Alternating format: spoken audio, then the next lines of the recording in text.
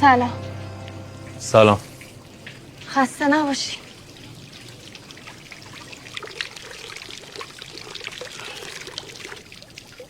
بابا اینا نیستن؟ نه گفتم میرن خونه یکی از آشناها. برات شام درست کردم. الان که دیگه آماده بشه. ممنون. سیرم. حامد یه دقیقه بیا بشین کارت دارم. حامد با تو هم. با تو هم. چرا اینطوری میکنی؟ صبح تا شب تک و تنها توی این خونه منتظر میشینم شب بشه تو بیای، اون وقت شب که میای این وسط هر چی که هست، هر کاری که کردم الان دیگه ما با هم زناش. اگه منو هنوز شبیه زنت نمیدونی، محرم که هستی.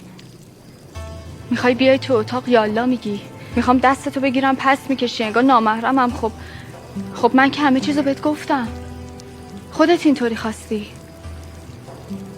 بعدش هم مگه تو همون آدمی نبودی که وقتی یه دختر بد حجاب میدیدی میگفتی هیچکی از تو دل کسی خبر نداره، آدما رو نباید قضاوت کرد، آدما رو باید با حال امروزشون نگاه کرد. حالا گذشته من انقدر مهم شده که بزنی تو سرم؟ حامد با تو هم. اگه قضاوتشون نمی‌کنم برای اینه که فکر میکنم اونا حق انتخاب دارن. پس معنیش اینه که خودم هم حق انتخاب دارم. ولی اگه حرفی نمیزنم معنیش این نیست هر چیزی که اونا هستن رو برای خودم میپسندم. پس اگه نمیخوای طلاقم بده و خودتو خلاص کن.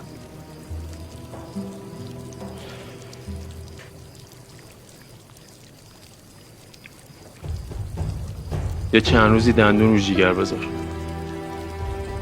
به خاطر آقا مینا.